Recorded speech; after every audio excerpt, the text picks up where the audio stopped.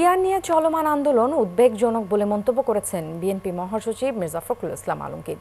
সোমবার তিনি বলেন, বিষয়টি আগামী সংসদের উপর ছেড়ে দিতে হবে। কেউ কেউ ৭১-এর পরিচয়কে ভুলিয়ে দিতে নতুন চিন্তাভাবনা ছড়িয়ে দেওয়ার চেষ্টা করছে বলেও অভিযোগ করেন মির্জা ফখরুল। শফিকুল হকের প্রতিবেদন।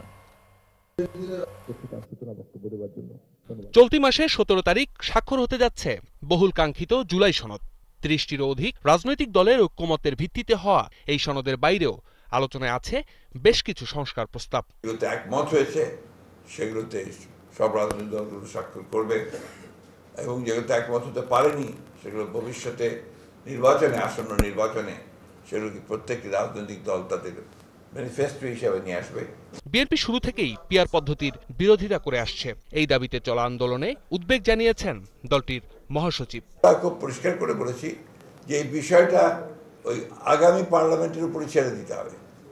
আগামী পার্লামেন্টের প্রতিনিধিরা যদি মনে করে যে তারা তারপর থেকে পিয়ারে যাবেন, জনগণ যদি মনে করে যে পিয়ারে যাবে, আর তা নাহলে এখন পিয়ার দিলে তো জনগণ বুঝবেই না যে এটা আপনার কিভাবে তারা এই বিষয়টাতে আসবে।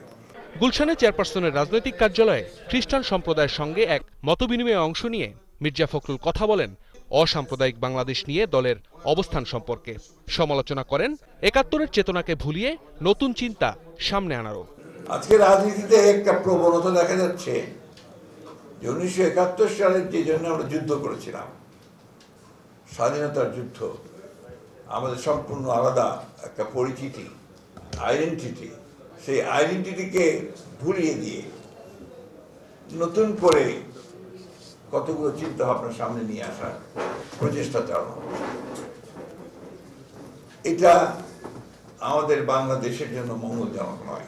আমরা খুব আশা করে আছি যে আগামী নির্বাচনে জনগণ আরেকবার রায় দেবে যে এই বাংলাদেশের মানুষ সত্যিকার অর্থেই তারা অসাম্প্রদায়িক এবং তারা বাংলাদেশি জাতীয়তা বিশ্বাস করেন। এ সময় আগামী নির্বাচনে খ্রিস্টান সম্প্রদায়ের সহযোগিতা ও প্রত্যাশা করেন বিএনপি মহাসচিব। সারা দেশেই সেই সমর্থনটা আমাদের প্রয়োজন আছে, শুধু একটি পার্টিকুলার। শফিকুল হক, ৭১, ঢাকা।